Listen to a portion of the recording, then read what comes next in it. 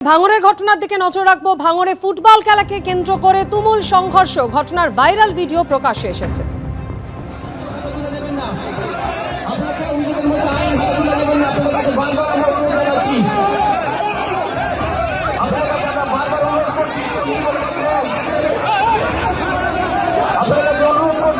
ভাঙড়ের ভোজেরহাট ফুটবল মাঠে day night football টুর্নামেন্টের আয়োজন করা হয় খবর সূত্রে। আর খেলা চলাকালীন হঠাৎই দর্শকদের একাংশের মধ্যে বচসা আর তারপর মারামারি শুরু হয়। মাঠের মধ্যেই চলে ধস্তাধস্তি মারামারি। ঘটনাস্থলে হাজির ছিলেন ক্যানিং পূর্বের তৃণমূল বিধায়ক শওকত মোল্লা।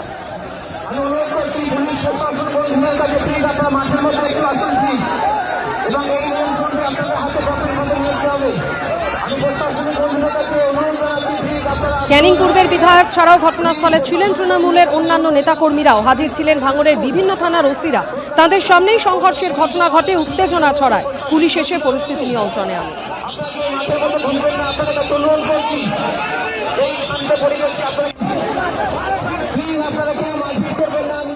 আজ নেতাজি ইন্ডোর স্টেডিয়ামে বিএলএদের সঙ্গে বৈঠক মমতা বন্দ্যোপাধ্যায়ের। কলকাতা ও পার্শ্ববর্তী 3 জেলার বিএলএদের সঙ্গে বৈঠক করবেন তৃণমূল নেত্রী।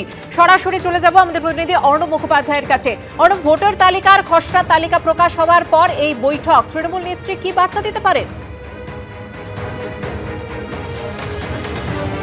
দেখো, এই মুহূর্তে আমরা দেখতে পাচ্ছি যে সবাই ঢুকছেন। মনোজ রয়েছেন আমাদের সঙ্গে। আজকে কি ধরনের বার্তা আশা করছেন নেতৃত্ব? যেই বার্তা দেবে সেই বার্তাটাকে মাথায় রেখে আমরা আগামী দিনে লড়াইতে নামবো। সবাই নাম উঠেছে আপনার এলাকায়, কোনো সমস্যা দেখা দিয়েছে? এটা আপাতত নো ম্যাপিংয়ের আছে, একটা সংখ্যা আছে, সেটা নিয়ে কাজ হবে। হ্যাঁ আছে, সংখ্যাগুলো আছে, সেটা এখন আপনাদের মাঝখানে রাখতে চাই না, বাট ওইটা নিয়ে কাজ চলবে। পাচ্ছ যে এখানে মন্ত্রীরা আসতে শুরু করেছেন, এখানে বিএলএরা যারা রয়েছেন তারা আসতে শুরু করেছেন, জনপ্রতিনিধিরা আসতে শুরু করেছেন বিভিন্ন জায়গা থেকে। এবং এখানে যেটা করা হচ্ছে সেটা কিন্তু পুরো কড়া নিরাপত্তার মধ্যে। তোমাকে একটা জিনিস দেখাবো যে এই হচ্ছে নেতাজি ইন্ডোর স্টেডিয়াম, এবং নেতাজি ইন্ডোর স্টেডিয়ামের ভিতরে প্রত্যেকটা বিধানসভা ওয়ারি আলাদা আলাদা মোবাইল কাউন্টার করা হয়েছে, এবং যেটা নিয়ম করা হয়েছে পরিচয়পত্র ছাড়া কেউ ভেতরে ঢুকবেন না। প্রত্যেকটা বিধানসভার আলাদা আলাদা মোবাইল কাউন্টার রয়েছে, এবং সেই কাউন্টারে তারা মোবাইল রেখে ঢুকবেন। প্রস্তুতি যে কটা বৈঠক হয়েছে সেই বৈঠকে আগেই বলে দেওয়া হয়েছিল যে আপনারা কিন্তু এখানে কোথাও মোবাইল নিয়ে আসবেন না। তাও যদি কেউ মোবাইল নিয়ে আসে থাকেন তাহলে সেক্ষেত্রে তাদের মোবাইল কিন্তু একটা বিধানসভার যে নির্দিষ্ট জায়গা রয়েছে সেখানে রেখে ঢুকতে হবে। মূলত এর আগে অনেকগুলো প্রস্তুতি সভা হয়েছে, তোমাকে দেখাতে বলবো যে এখানকার ছবি। সেই প্রস্তুতি সভা যেরকম বেহালার হয়েছে, যেরকমভাবে দক্ষিণ কলকাতার হয়েছে, এই প্রত্যেকটা জায়গাতেই রয়েছে আমাদের মানে যে প্রস্তুতি সভা, তাতে কি অনেক ধরনের বার্তা দেওয়া হয়েছে। এখানে যারা বিএলএরা রয়েছেন তাদের সঙ্গে কথা বলার চেষ্টা করব। কি ধরনের বার্তা আজকে পেতে চাইছেন? তৃণমূল নেত্রী নিজে থাকবেন, অনেক কিছু নিয়ে তো সমস্যা থাকছে, যেরকম ধরুন ডেথ ভোটার বা যেরকম হচ্ছে ম্যাপিং হয়নি, কি ধরনের বার্তা আজ পেতে চাই? প্রথমত হচ্ছে যে আমাদের জননেত্রী মমতা বন্দ্যোপাধ্যায় আজ থেকে প্রায় 1 বছর আগে এই যে একটা ষড়যন্ত্র বিজেপির এই শহরের নামে, সেটা কিন্তু বুঝিয়েছিলেন এবং সেই বার্তাটা আমাদের সামনে দিয়েছিলেন 1 বছর আগেই নেতাজি ইন্ডোরে। আমরা পরিষ্কারভাবে বলতে চাইছি যে বৈধ ভোটার যদি বিজেপি বা তার সরকার এই নির্বাচন কমিশনকে কাজে লাগিয়ে যদি বৈধ ভোটারকে বাদ দেয়, তাহলে আমরা মমতা বন্দ্যোপাধ্যায়ের সৈনিক হিসাবে তার আদর্শ এবং তার মতাদর্শকে মেনে নিয়ে আমরা একদম প্রতিবাদে নামব। এখানে কারা থাকছেন? বিএলএ 2 মূলত আমাদের এখানে বিএলএ 2 থাকছে, এবং আমাদের বিভিন্ন শাখা সংগঠনের যারা কনভেনার তারা থাকছে, পার্টির যারা পদাধিকার বলে যারা আছেন, বিভিন্ন সভাপতি, বিভিন্ন ইউনিটের সভাপতি, ব্লক সভাপতি থেকে শুরু করে সংগঠনের বিভিন্ন নেতৃত্বে যারা আছে তারা থাকছেন।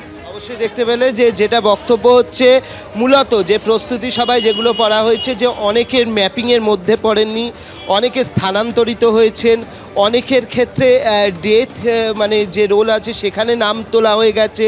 তো স্বাভাবিকভাবে তারা যদি না, তাদের হিয়ারিং হয় যে প্রয়োজনীয় ডকুমেন্ট লাগবে, সেই ডকুমেন্টের ব্যাপারে তৃণমূল কংগ্রেস তাদেরকে সাহায্য করবে, এরকমই সিদ্ধান্ত নেওয়া হয়েছে, যাতে যোগ্য কেউ বাদ না পড়ে। সেটার জন্য আজকে মূলত এই বৈঠক। কিন্তু সেখানে মোবাইল কঠোরভাবে নিষিদ্ধ, অর্থাৎ তৃণমূল নেত্রীর নির্দিষ্ট কিছু বার্তা থাকবে দলীয় কর্মীদের প্রতি। ধন্যবাদ অর্ণব। আজকের এই বৈঠক নিয়ে তৃণমূল মুখপাত্র অরূপ চক্রবর্তী কি জানিয়েছেন দেখুন। বৈঠক ডেকেছেন নেত্রী, বার্তা দেবেন তিনি। আমরা কর্মী, আমরা তার বার্তা নিতে এসেছি। এসআইআরে ভোট চুরি রুখেছে তৃণমূল কংগ্রেস, তার জন্য এই অসভ্য নির্বাচন কমিশনকে দিয়ে নতুন করে যাতে আর ভোট চুরি করার ফন্দি ফিকির না করতে পারে, বাংলার মানুষকে যাতে আর নতুন করে অত্যাচারিত করতে না পারে, তার দিশা দেবেন জননেত্রী। তার বার্তা নিয়ে 2026 চতুর্থবার মমতাদির নেতৃত্বে, অভিষেকের সেনাপতিত্বে মামাটি মানুষের সরকার। পশ্চিমবঙ্গে 58 লাখ নাম বাদ গেছে, আর গুজরাট যেটা পশ্চিমবঙ্গের 2/3 থেকেও ছোট রাজ্য, সেখানে 73 লক্ষ মানুষের নাম বাদ গেছে। এর থেকেই বোঝা যাচ্ছে এসআইআর হচ্ছে না, ধাপ্পাবাজি হচ্ছে। এসআইআর এর খসড়া ভোটার তালিকায় এবার বাংলাদেশির নাম তোলার অভিযোগ উঠেছে। হাবড়ার 1 নম্বর ব্লকে বিতর্কের কেন্দ্রে রয়েছেন 113 নম্বর বুথের বিএলও। তার বিরুদ্ধে অভিযোগ, বাংলাদেশের নাগরিক দিদি জামাইবাবুর নামে এনিউমারেশন ফর্ম পূরণ করে ভারতের খসড়া তালিকায় তিনি তুলেছেন। অভিযুক্ত বিএলওকে শোকজ করে ইআরওর কাছে রিপোর্ট জমা দিয়েছেন এই ইআরও।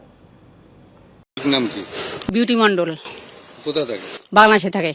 এখানে ভোট দেয়? দেয়। আর এসআইআর এর নাম উঠেছে? হ্যাঁ, ওইটা ওর ভাই তো বিএলআর। বিএলওর ভাই? হ্যাঁ, তরুণ।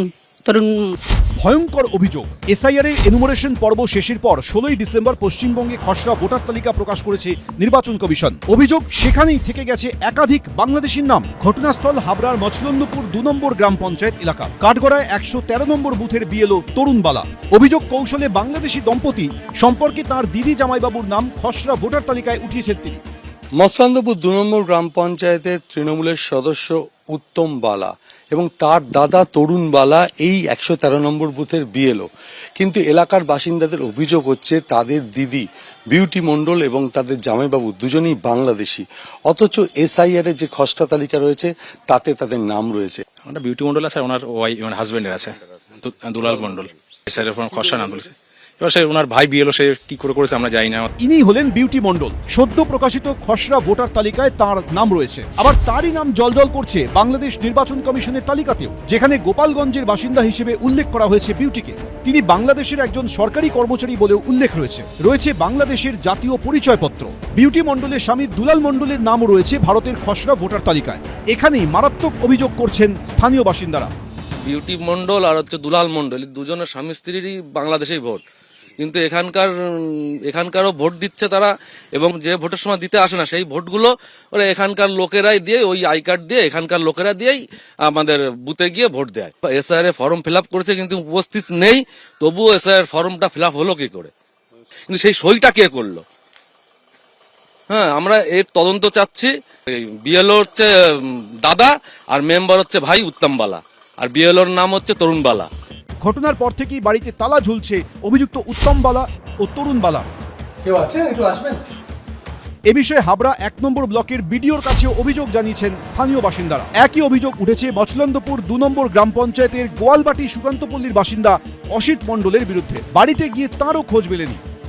বাংলাদেশের থেকে এরা যে দ্বৈত নাগরিকত্ব করছে, বাংলাদেশেও ভোট দিচ্ছে, বাংলাদেশেও প্রপার্টি রয়েছে, এখানেও প্রপার্টি রয়েছে, এখানেও এসে ভোট দিচ্ছে অবৈধভাবে এসে। যদিও গোটা ঘটনার কথা কিছুই জানেন না তৃণমূলের স্থানীয় বুথ সভাপতি। এই যে অভিযোগটা করছে যে এরা বাংলাদেশে থাকে অথচ এখানে ভোট দেয়, এটা কতটা সত্যি আমি জানি না। জেলা প্রশাসন সূত্রে খবর, অভিযুক্ত বিএলও তরুণ বালাকে শোকজ করে ইআরওকে রিপোর্ট দিয়েছেন এই ইআরও। সমীরণ পাল, এবিপি আনন্দ, উত্তর 24 পরগনা। এবিপি আনন্দ, এগিয়ে থাকে, এগিয়ে রাখে।